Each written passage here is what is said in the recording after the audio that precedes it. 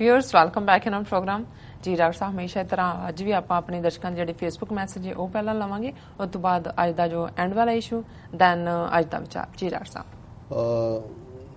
नवीद अहमद लिखते हैं सलाम, सत श्री अकाल डॉक्टर साहब। डॉक्टर साहब, why Indian government doesn't understand that if there will be nuclear war between both countries, at the end India will be more affected country from nuclear war because of large population, कि भी ये जड़ा India ज़्यादा प्रभावित होएगा क्योंकि उसकी आबादी ज़्यादा है, तबाही ज़्यादा होएगी।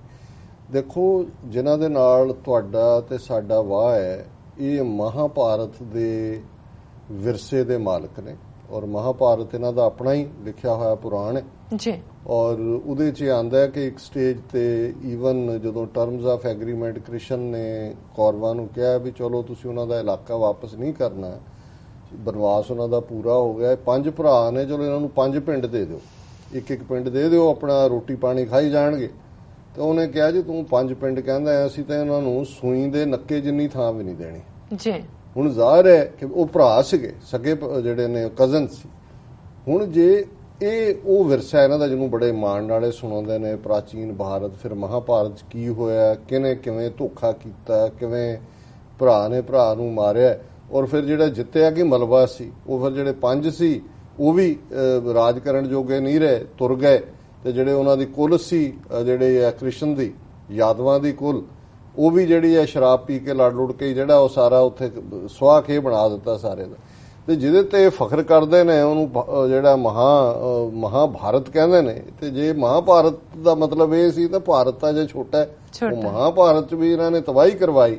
ਇਹ ਇਹਨਾਂ ਦੀ ਨੀਅਤ ਹੈ, ਕਿਉਂਕਿ ਸ਼ਿਵਲਰੀ ਨਹੀਂ ਹੈ, ਜਸਟਿਸ ਨਹੀਂ ਹੈ, ਈਮਾਨਦਾਰੀ ਨਹੀਂ ਹੈ, ਔਰ ਬੇਈਮਾਨੀ ਸਿਖਰਾਂ ਦੀ ਹੈ, ਔਰ ਉਹਦੇ ਚੋਂ ਫਿਰ ਇਹੀ ਕੁਛ ਨਿਕਲਦਾ ਜੋ ਇਹਨਾਂ ਨੇ ਮਹਾਭਾਰਤ ਚੋਂ ਕੱਢਿਆ, ਇਹੀ ਕੁਛ ਹੁਣ ਇਹਨਾਂ ਨੇ ਕੱਢਣਾ ਲੱਗਦਾ ਜੀ।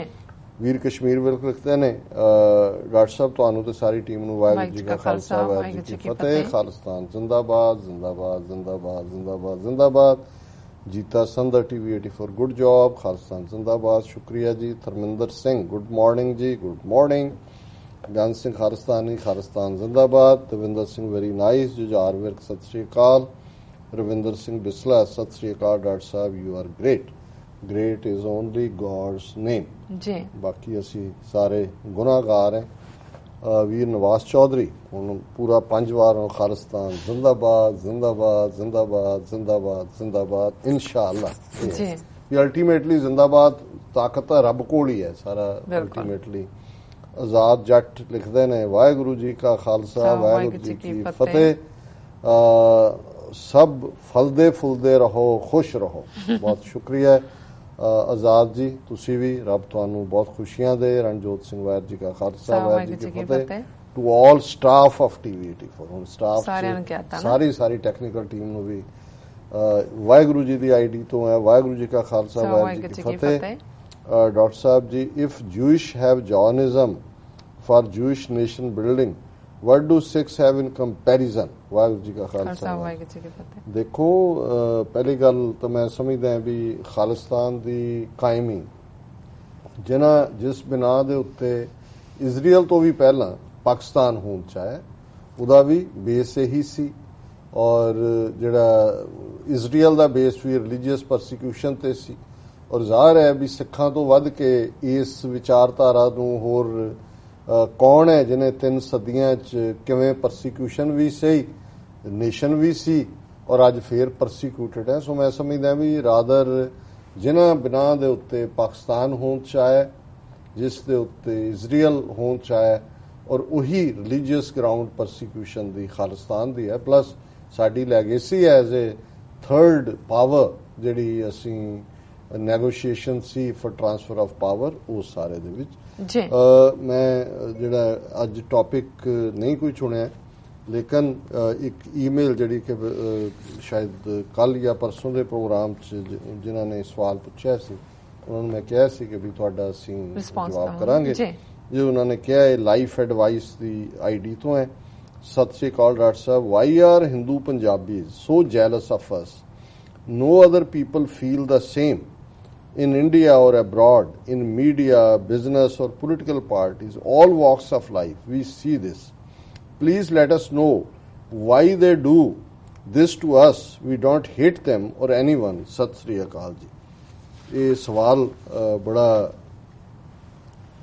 ਮਤਲਬ ਭਰਪੂਰ ਹੈ ਔਰ ਇਹ ਅਕਸਰ ਤੁਸੀਂ ਦੇਖੋਗੇ ਹੁਣ ਤਾਂ ਖੈਰ ਈਵਨ ਸਾਊਥ ਦੇ ਜਿਹੜੇ ਵੀ ਨੇ ਬਹੁਤ ਵੱਡੇ ਧਰਮ ਹਿੰਦੂ ਧਰਮ ਨੂੰ ਮੰਨਣ ਵਾਲੇ ਉਹਨਾਂ 'ਚ ਵੀ ਹੌਲੀ ਹੌਲੀ ਉਹ ਐਲੀਮੈਂਟ ਆ ਗਿਆ ਲੇਕਿਨ ਅੱਜ ਵੀ ਜਿੰਨਾ ਸਵਰਨ ਐਨਮੀ ਸਿੱਖਾਂ ਦਾ ਸਿੱਖੀ ਦਾ ਸਾਡੇ ਹਿੰਦੂ ਪੰਜਾਬੀ ਭਰਾ ਭੈਣਾਂ ਨੇ ਜਿੰਨੇ ਜੋਕ ਬਣੇ ਨੇ ਬਣਾਏ ਨੇ ਔਰ ਜਿਵੇਂ ਇਹਨਾਂ ਨੇ ਔਰ ਜੋ ਕੁਝ ਪੰਜਾਬ ਤੇ ਪੰਜਾਬੀ ਬੋਲੀ ਤੋਂ ਮੁਨਕਰ 1951 ਤੋਂ ਲੈ ਕੇ ਬਾਅਦ 'ਚ ਫਿਰ ਅਸੀਂ ਦੇਖਦੇ ਹਾਂ ਜੂਨ 84 ਕਰਵਾਉਣ 'ਚ ਨਵੰਬਰ 84 ਤੋਂ ਬਾਅਦ ਵੀ ਜੋ ਮਾਹੌਲ ਔਰ ਇਹੀ ਨਹੀਂ ਉੱਥੇ ਜਿੱਥੇ ਵੀ ਇਹ ਬੈਠੇ ਉਹਨਾਂ ਭਾਵੇਂ ਗੁਲਜ਼ਾਰੀ ਲਾਲ ਨੰਦਾ ਹੋਮ ਮਿਨਿਸਟਰ ਸੀ ਉਹਨੇ ਐਸਾ ਲੂਲਾ ਲੰਗੜਾ ਜਿਵੇਂ ਉਹਨੇ ਕਿਹਾ ਸੀ ਪੰਜਾਬੀ ਸੂਬਾ ਬਣਾ ਕੇ ਦਿੱਤਾ ਜੀ ਔਰ ਹਰ ਥਾਂ ਦੇ ਉੱਤੇ ਜਿਹੜਾ ਉਹਨਾਂ ਦੀ ਨਫ਼ਰਤ ਔਰ ਉਹਨਾਂ ਦਾ ਸਵਾਲ ਤਾਂ ਇਹੀ ਔਰ ਉਹਨਾਂ ਨੇ ਕਿਹਾ ਵੀ ਇਕੱਲਾ ਇਹ ਨਹੀਂ ਹੈ ਉਹ ਬਿਜ਼ਨਸ ਹੋਏ ਮੀਡੀਆ ਹੋਏ ਕਿਤੇ ਹੋਏ ਔਰ ਕਿਉਂਕਿ ਬਹੁਤ ਸਾਰੇ ਲਾਸਟ ਨੇਮਾਂ ਤੋਂ ਮੈਂ ਜਦੋਂ ਕਿਸੇ ਸਟੇਟਮੈਂਟ 'ਚ ਦੇਖਾਂ ਮੀਡੀਆ ਉਹ ਪ੍ਰੇਮ ਪਾਟਿਆ ਹੋਏ ਉਹ ਕੁਲਦੀਪ ਨਈਅਰ ਹੋਏ ਉਹ ਹੁਣ ਜਿਹੜੇ ਉੱਥੇ ਬੈਠੇ ਹੋਏ ਅੱਗੋਂ ਉਹਨਾਂ ਦੇ ਨੇ ਤੁਸੀਂ ਕਿੰਨਿਆਂ ਦੀ ਲੰਬੀ ਲਿਸਟ ਲੈ ਲਓ ਜਿਹੜੇ ਹੁਣ ਟੀਵੀ ਚੈਨਲਸ ਦੇ ਉੱਤੇ ਵੀ ਜਾ ਕੇ ਵੱਡੇ ਬੈਠੇ ਹੋਏ ਉਹਨਾਂ ਦੇ ਨਾਲ ਤੁਸੀਂ ਉਹੀ ਦੇਖੋਗੇ ਨਾ ਤੁਹਾਨੂੰ ਅੰਦਾਜ਼ਾ ਹੋ ਜਾਂਦਾ ਵੀ ਇਹ ਸਾਡੇ ਪੰਜਾਬੀ ਹਿੰਦੂ ਭਰਾ ਨੇ ਜਿਨ੍ਹਾਂ ਨੂੰ ਜਿਹੜੇ ਕਦੇ ਸਿੱਖਾਂ ਨੂੰ ਕਹਿੰਦੇ ਸੀ ਦੇਖੋ ਅਸੀਂ ਸਿੱਖੀ ਨੂੰ ਕੰਟਰੀਬਿਊਟ ਕੀਤਾ ਅਸੀਂ ਆਪਣਾ ਇੱਕ ਵੱਡਾ ਮੁੰਡਾ ਸਿੱਖ ਬਣਾਉਂਦੇ ਸੀ ਖੜਕਤਾਰੀ ਬਾਂਹ ਤੇ ਇਹ ਸੋ ਜ਼ਾਹਰ ਹੈ ਜੇ ਤੁਸੀਂ ਕੁੱਲ ਮਿਲਾ ਕੇ ਦੇਖੋ ਮੇਰੇ ਕੋਲ ਕਿਉਂ ਦਾ ਜਵਾਬ ਤਾਂ ਨਹੀਂ ਹੈ ਪਰ ਮੈਂ ਇਹ ਸਮਝਦਾ ਹਾਂ ਕਿ ਵੀ ਗੁਰੂ ਨਾਨਕ ਸਾਹਿਬ ਦੇ ਪੀਰੀਅਡ ਤੋਂ ਹੀ ਲੈ ਕੇ ਸ਼ਾਇਦ ਇੱਕ ਗੱਲ ਕਿਉਂਕਿ ਬਹੁਤੇ ਜਿਹੜੇ ਪੰਜਾਬੀ ਹਿੰਦੂ ਸਾਡੇ ਭਰਾ ਭੈਣਾਂ ਨੇ ਸ਼ੂਦਰ ਤਾਂ ਨਹੀਂ ਨੇ ਜਿਹੜੇ ਵਿਰੋਧ ਕਰਨ ਵਾਲੇ ਨੇ ਉਹ ਬਹੁਤੇ ਜਾਂ ਬ੍ਰਾਹਮਣ ਨੇ ਜਾਂ ਕਸ਼ਤਰੀ ਨੇ ਸੋ ਹਾਇਰ ਪੌੜੀ ਦੇ ਉੱਤੇ ਸੀ ਸ਼ਾਇਦ ਉਹਨਾਂ ਨੇ ਪਹਿਲਾਂ ਤੋਂ ਹੀ ਗੁਰੂ ਨਾਨਕ ਸਾਹਿਬ ਨੂੰ ਇਸ ਲਈ ਮੁਆਫ ਨਹੀਂ ਕੀਤਾ ਸਿੱਖ ਵਿਚਾਰਧਾਰਾ ਨੂੰ ਕਿ ਸ਼ੂਦਰਾਂ ਨੂੰ ਨਾਲ ਬਿਠਾ ਲਏ ਔਰ ਰਾਦਰ ਜਦੋਂ ਅਸੀਂ ਮਲਕ ਭਾਗੋ ਭਾਈ ਲਾਲੋ ਦੀ ਸਾਖੀ ਪੜ੍ਹਦੇ ਹਾਂ ਤੇ ਉਹਦੇ ਚ ਮਲਕ ਭਾਗੋ ਜਿਹੜਾ ਮਲਕ ਹੈ ਇਲਾਕੇ ਦਾ ਹਾਕਮ ਹੈ ਭਾਗੋ ਉਹ ਕਹਿੰਦਾ ਹੀ ਇਹ ਹੈ ਵੀ ਤੁਸੀਂ ਵੀ ਉੱਚੀ ਜਾਤ ਦੇ ਸੀ ਬੇਦੀ ਕੁਲ ਕਸ਼ਤਰੀ ਤੇ ਤੁਸੀਂ ਇੱਕ ਤਰਖਾਣ ਜਿਹੜਾ ਹੈ ਵਾਢੀ ਸੁੱਤ ਜਿਹਨੂੰ ਜਨਮ ਸਾਖੀਆਂ 'ਚ ਲਿਖਿਆ ਲਾਲੋ ਦਾ ਤੁਸੀਂ ਘਰ ਰੁਕੇ ਉਹਦਾ ਖਾਣਾ ਖਾਂਦੇ ਹੋ ਮੇਰੇ ਤੁਸੀਂ ਭੋਜ ਦੇ ਉੱਤੇ ਨਹੀਂ ਆਏ ਸੋ ਮੈਂ ਸਮਝਦਾ ਹਾਂ ਵੀ ਇਹ ਜਿਹੜੀ ਐਮਪਾਵਰਮੈਂਟ ਸੀ ਔਰ ਇਸੇ ਤਰ੍ਹਾਂ ਬੀਬੀਆਂ ਨੂੰ ਸੋ ਕਿਉਂ ਮੰਦਾ ਆਖੀਏ ਜਿੱਤ ਜੰਮੇ ਹੁਣ ਇਹ ਜਿਹੜਾ ਵਾਰ ਸੀ ਸਿੱਖੀ ਰੈਵੋਲੂਸ਼ਨ ਦਾ ਇਨਰ ਡੋਮੀਨੈਂਸ ਬ੍ਰਾਹਮਣ ਦੀ ਔਰ ਜਿਹੜਾ ਸ਼ੂਦਰ ਨੂੰ ਜਿਹਨੂੰ ਇਹਨਾਂ ਨੇ ਉਹਨੂੰ ਬਰਾਬਰ ਬਿਠਾਣਾ ਉਹ ਉਹਨਾਂ ਨੂੰ ਕਦੇ ਪਸੰਦ ਨਹੀਂ ਆਇਆ ਔਰ ਜ਼ਾਹਰ ਹੈ ਕਿ ਜਿਹੜਾ ਵੱਡਾ ਹਿੱਸਾ ਹੈ ਇਸ ਕਲੈਨ ਦਾ ਇਹ ਉੱਚੀ ਜਾਤੀ ਜਿਹਨਾਂ ਨੂੰ ਸਵਰਨ ਜਾਤੀਆਂ ਕਹਿੰਦੇ ਨੇ ਉਹ ਸਿੱਖੀ ਦੇ ਵਿੱਚ ਨਹੀਂ ਆਏ ਜਿਹੜੇ ਆਏ ਵੀ ਉਹ ਜਾ ਕੇ ਸਿੱਖ ਰਾਜ ਦੇ ਵੇੜੇ ਆਏ ਪਹਿਲੀ ਸਟੇਜ ਤੋਂ ਇਹਨਾਂ ਦਾ ਉਹ ਵਿਰੋਧ ਜਾਰੀ ਰਿਹਾ ਫਿਰ ਅਸੀਂ ਦੇਖਦੇ ਹਾਂ ਕਿ ਭਾਈ ਮਰਦਾਨਾ ਨਾਲ ਸਾਈ ਮੀਆਂ ਮੀਰ ਤੋਂ ਨੀਂਹ ਪੱਥਰ ਰਖਾਇਆ ਜਾ ਰਿਹਾ ਔਰ ਅੰਮ੍ਰਿਤ ਛਕਾਣ ਵੇਲੇ ਫਿਰ ਅਸੀਂ ਦੇਖਦੇ ਹਾਂ ਵੀ 22 ਧਾਰ ਦੇ ਪਹਾੜੀ ਹਿੰਦੂ ਰਾਜੇ ਹੁਣ ਜਦੋਂ ਅਸੀਂ 22 ਧਾਰਾਂ 22 ਰਾਜੇ ਜਿਹੜੇ ਰਾਜਪੂਤ ਨੇ ਕਸ਼ਤਰੀ ਨੇ ਜ਼ਾਹਰ ਹੈ ਉਹ ਤਾਂ ਉਸ ਆਵਾਜ਼ ਨੂੰ ਹੀ ਦਬਾ ਦੇਣਾ ਚਾਹੁੰਦੇ ਨੇ 14 ਚੋਂ 12 ਜੰਗਾਂ ਉਹਨਾਂ ਦੇ ਖਿਲਾਫ ਨੇ ਫਿਰ ਤੁਸੀਂ ਜੇ ਇਹਨਾਂ ਦਾ ਰੋਲ ਦੇਖੋਗੇ ਇਹ ਚੰਦੂ ਗੁਰੂ ਅਰਜਨ ਸਾਹਿਬ ਦੀ ਸ਼ਹਾਦਤ ਵੇਲੇ ਸਵਾਈ ਖੱਤਰੀ ਫਿਰ ਤੁਸੀਂ ਦੇਖੋਗੇ ਗੰਗੂ ਬ੍ਰਾਹਮਣ ਫਿਰ ਸੁੱਚਾਨੰਦ ਖੱਤਰੀ ਜਿਹੜਾ ਸਰਹੰਦ ਦੀ ਕਚਹਿਰੀ ਜਿਹੜਾ ਉਹ ਵਜ਼ੀਰ ਖਾਂ ਛੱਡਣ ਦਾ ਵੀ ਮਨ ਬਣਾ ਰਿਹਾ ਜਦੋਂ ਨਵਾਬ ਮਲੇਰਕੋਟਲਾ ਨੇ ਕਿਹਾ ਕਿ ਭਾਈ ਇਹ ਜਿਹੜੇ ਇਹਨਾਂ ਦਾ ਕੀ ਕਸੂਰ ਹੈ ਇਹ ਤਾਂ ਸ਼ੀਰਖੋਰ ਬੱਚੇ ਨੇ ਤੇ ਉਹ ਸੁੱਚਾਨੰਦ ਖੱਤਰੀ ਉੱਠ ਕੇ ਕਹਿੰਦਾ ਹੈ ਕਿ ਜੀ ਇਹ ਸੱਪਾਂ ਦੇ ਬੱਚੇ ਸੱਪ ਹੁੰਦੇ ਨੇ ਫਿਰ ਅਸੀਂ ਲਾਹੌਰ 'ਚ ਵਜ਼ੀਰ ਲਖਪਤ ਰਾਏ ਜਿਹੜਾ ਲਖਪਤ ਰਾਏ ਕਹਿੰਦਾ ਹੈ ਜਦੋਂ ਉਹਦਾ ਭਰਾ ਮਾਰਿਆ ਗਿਆ ਸਿੱਖਾਂ ਹੱਥੋਂ ਸਿਆਲਕੋਟ 'ਚ ਉਹ ਕਹਿੰਦਾ ਕਿ ਇੱਕ ਕਸ਼ਤਰੀ ਗੁਰੂ ਗੋਬਿੰਦ ਸਿੰਘ ਨੇ ਖਾਲਸਾ ਪੰਥ ਸ਼ੁਰੂ ਕੀਤਾ ਸੀ ਔਰ ਮੈਂ ਇੱਕ ਖੱਤਰੀ ਲਖਪਤ ਰਾਏ ਦਾ ਐਂਡ ਕਰਾਂਗਾ ਜਿਹਨੇ ਗੁਰੂ ਕਹਿਣ ਤੇ ਵੀ ਪਾਬੰਦੀ ਲਾ ਦਿੱਤੀ ਹੁਣ ਇਹ ਅਸੀਂ ਉਸ ਸਦੀ ਦੀ ਗੱਲ ਕਰਦੇ ਹਾਂ ਜਦੋਂ ਕਹਿਣ ਨੂੰ ਇਹ ਸੀ ਕਿ ਜੀ ਲੜਾਈ ਜਿਹੜੀ ਹੈ ਮੁਗਲਾਂ ਦੇ ਖਿਲਾਫ ਹੈ ਜਾਂ ਦਰਾ ਖੈਬਰ ਪਾਰ ਤੋਂ ਆਉਣ ਵਾਲਿਆਂ ਦੇ ਖਿਲਾਫ ਸੋ ਜਦੋਂ ਇਹਨਾਂ ਦੇ ਹੱਥ 'ਚ ਪੋਲੀਟੀਕਲ ਪਾਵਰ ਆਈ ਉਦੋਂ ਤਾਂ ਫਿਰ ਬਿਲਕੁਲ ਹੀ ਫਿਰ ਤਾਂ ਇਹਨਾਂ ਦਾ ਮੀਡੀਆ ਜਿਹੜੇ ਲਾਹੌਰ ਬੈਠੇ ਸੀ ਸਾਰੇ ਹਿੰਦ ਸਮਾਚਾਰ ਔਰ ਜੈ ਭਾਰਤ ਔਰ ਮਿਲਾਪ ਔਰ ਪ੍ਰਤਾਪ ਪਾਕਿਸਤਾਨ ਦੇ ਖਿਲਾਫ ਵੀ ਸਭ ਤੋਂ ਜ਼ਿਆਦਾ ਪ੍ਰੋਪੇਗੈਂਡਾ ਤੇ 47 ਤੋਂ ਬਾਅਦ ਜਲੰਧਰ ਆ ਕੇ ਬਹਿ ਗਏ ਪੰਜਾਬੀ ਬੋਲੀ ਤੋਂ ਇਨਕਾਰ ਕਰਵਾਉਣਾ। ਸੋ ਮੈਂ ਸਮਝਦਾ ਵੀ ਇਹ ਜਿਹੜੀ ਨਫ਼ਰਤ ਹੈ ਅੱਜ, ਔਰ ਆਰੀਆ ਸਮਾਜ ਮੈਂ ਭੁੱਲ ਹੀ ਗਿਆ, 19ਵੀਂ ਸਦੀ ਦੇ ਦੂਜੇ ਅੱਧ 'ਚ ਜਿਹੜਾ ਦਿਆਨੰਦ ਗੁਜਰਾਤ ਦੇ ਵਿੱਚ ਜੰਮਿਆ, ਗੁਜਰਾਤੀ ਆਰੀਆ ਸਮਾਜੀ ਨਹੀਂ ਬਣਿਆ, ਯੂਪੀ ਬਿਹਾਰ ਦਾ ਜਿਹੜਾ ਉਹ ਆਰੀਆ ਸਮਾਜ, ਸਭ ਤੋਂ ਵੱਡਾ ਜਿਹੜਾ ਕਲੈਨ ਆਰੀਆ ਸਮਾਜੀਆਂ ਦਾ ਬਣਿਆ ਉਹ ਪੰਜਾਬੀ ਹਿੰਦੂਆਂ ਦਾ ਅੱਜ ਤੱਕ ਵੀ ਹੈ। ਸਾਰੇ DAV ਸਕੂਲ ਕਾਲਜ ਜੋ ਉਹਦੇ ਥੱਲੇ ਨਫ਼ਰਤ ਔਰ ਆਰੀਆ ਸਮਾਜ ਦੀ, ਦਿਆਨੰਦ ਦੀ ਇਸ ਹੱਦ ਤੱਕ ਗੁਰੂ ਸਾਹਿਬਾਨ ਔਰ ਇਸਲਾਮ ਪ੍ਰਤੀ ਨਫ਼ਰਤ ਸੀ। ਅੱਜ ਵੀ ਤੁਸੀਂ ਸਤਿਆਰਥ ਪ੍ਰਕਾਸ਼ ਪੜ੍ਹ ਲਓ। ਸੋ ਇਹਦੇ ਬਾਵਜੂਦ ਮੈਂ ਸਮਝਦਾ ਵੀ ਇਹਨਾਂ ਨੂੰ ਜੋ ਇਹ ਕਰਦੇ ਨੇ, ਉਹਨਾਂ ਨੇ ਬਿਲਕੁਲ ਠੀਕ ਕਿਹਾ ਵੀ ਸਿੱਖ ਨਫ਼ਰਤ ਨਹੀਂ ਕਰਦੇ, ਅਸੀਂ ਸਰਬੱਤ ਦੇ ਭਲੇ 'ਚ ਯਕੀਨ ਰੱਖਦੇ ਔਰ ਅਸੀਂ ਜਿਹੜਾ ਕਿਸੇ ਵੀ ਮਜ਼ਹਬ ਬੇਸਡ ਜਾਂ ਕਿਸੇ ਵੀ ਇਸ ਕਿਸਮ ਦੇ ਸੋਚ ਦੇ ਨਾਲ ਨਹੀਂ, ਸਿੱਖ ਜ਼ੁਲਮ ਦੇ ਖਿਲਾਫ ਲੜਦਾ ਹੈ, ਝੂਠ ਨੂੰ ਝੂਠ ਕਹਿੰਦਾ, ਪਰ ਇਹ ਹੈ ਵੀ ਸਿੱਖ ਹਿਸਾਬ ਕਿਤਾਬ ਵੀ ਰੱਖਦਾ ਹੈ ਇਸ ਕਿਸਮ ਦੀਆਂ ਗੱਲਾਂ ਦਾ। ਸਾਨੂੰ ਹਰ ਜ਼ੁਲਮ, ਨਾ ਸਾਨੂੰ ਮੱਸਾ ਰੰਗੜ ਭੁੱਲਿਆ, ਨਾ ਲੱਖੂ ਜੱਸੂ ਭੁੱਲੇ ਨੇ, ਨਾ ਸੁੱਚਾਨੰਦ ਭੁੱਲਿਆ, ਨਾ ਗੰਗੂ ਭੁੱਲਿਆ, ਨਾ ਇੰਦਰਾ ਗਾਂਧੀ ਭੁੱਲੀ ਹੈ, ਤੇ ਨਾ ਹੀ ਹੁਣ ਜੋ ਕੁਝ ਮੋਦੀ ਔਰ ਇਹ ਹਿੰਦੂਤਵ ਵੀ ਕਰਦੇ ਨੇ। ਅਸੀਂ ਹਿਸਾਬ ਜ਼ਰੂਰ ਬਰਾਬਰ ਕਰਦੇ ਹਾਂ ਇਤਿਹਾਸ, ਇਸ ਗੱਲ ਦਾ ਇਹ ਸਾਡੇ ਭਰਾ ਯਕੀਨ ਰੱਖਣ। ਬਿਲਕੁਲ ਡਾਕਟਰ ਸਾਹਿਬ, ਹੁਣ ਤੁਸੀਂ ਸਾਡੇ ਦਰਸ਼ਕਾਂ ਦੱਸ ਦਿਓ ਅੱਜ ਦਾ ਵਿਚਾਰ। ਅੱਜ ਦੇ ਵਿਚਾਰ ਲਈ ਅਸੀਂ ਪੰਜਵੇਂ ਪਾਤਸ਼ਾਹ ਦਾ ਸੂਹੀ ਮਹੱਲਾ ਪੰਜਵਾਂ ਦਾ ਸ਼ਬਦ ਚੁਣਿਆ। ਤੂੰ ਜੀਵਨ ਤੂੰ ਪ੍ਰਾਣ ਆਧਾਰੈ, ਤੁਝ ਹੀ ਪੇਖ ਪੇਖ ਮਨ ਸਾਧਾਰੈ, ਤੂੰ ਸਾਜਨ ਤੂੰ ਪ੍ਰੀਤਮ ਮੇਰਾ, ਚਿਤੈ ਨ ਬਿਸਰੈ ਕਾਹੂ ਬੇਰਾ। ਰਹਾਓ, ਜਿਵੇਂ ਰਹਾਓ ਦੀ ਤੋਂ ਬਹੁਤ ਵਾਰ ਸੈਂਟਰਲ ਆਈਡੀਆ ਹੁੰਦੀ ਹੈ ਔਰ ਇਹ ਉਸ ਪਿਆਰੇ ਨੂੰ ਐਡਰੈਸ ਹੈ, ਰੱਬ ਨੂੰ, ਨਿਰੰਕਾਰ ਨੂੰ। ਤੂੰ ਸਾਜਨ ਤੂੰ ਪ੍ਰੀਤਮ ਮੇਰਾ। ਸਾਜਨ ਜਦੋਂ ਅਸੀਂ ਆਪਣੇ ਬਹੁਤ ਪਿਆਰੇ ਨੂੰ, ਸੱਜਣ ਤੋਂ ਹੀ ਸਾਜਨ ਹੈ। ਤੂੰ ਪ੍ਰੀਤਮ, ਤੂੰ ਮੇਰਾ ਪਿਆਰਾ ਹੈ, ਤੂੰ ਮੇਰਾ ਪ੍ਰੀਤਮ ਹੈ, ਮੇਰਾ ਸਾਈਂ ਹੈ। ਚਿਤੇ ਨਾ ਬਿਸਰੈ ਕਾਹੂ ਬੇਰਾ। ਬੇਰਾ ਕਹਿੰਦੇ ਨੇ ਕਿਸੇ ਵੀ ਵੇਲੇ, ਕਿ ਤੂੰ ਕਦੇ ਵੀ, ਹੇ ਮੇਰੇ ਸਾਜਨ, ਹੇ ਮੇਰੇ ਪਿਆਰੇ, ਮੈਨੂੰ ਕਦੇ ਵੀ ਤੂੰ ਨਾ ਵਿਸਾਰ। ਮੋਹੇ ਨਾ ਵਿਸਾਰੋ ਮੈਂ ਜਨ ਤੇਰਾ, ਮੈਂ ਤੇਰਾ, ਮੈਨੂੰ ਕਦੇ ਨਾ ਵਿਸਾਰੋ। ਕਾਹੂ ਨਾ ਬਿਸਰੈ, ਜਿਹੜਾ ਕਦੇ ਵੀ ਤੁਸੀਂ ਮੈਨੂੰ, ਚਿਤੈ ਨਾ ਬਿਸਰੈ ਕਾਹੂ ਬੇਰਾ, ਕਿਉਂਕਿ ਤੂੰ ਜੀਵਨ ਤੂੰ ਪ੍ਰਾਣ ਆਧਾਰਾ। ਤੂੰ ਮੇਰੀ ਜ਼ਿੰਦਗੀ ਹੈ। ਆਧਾਰਾ ਹੁੰਦਾ ਜੀਵਨ ਦਾ ਬੇਸ, ਆਸਰਾ। ਤੂੰ ਹੀ ਮੇਰੇ ਜੀਵਨ ਦਾ ਆਸਰਾ ਹੈ।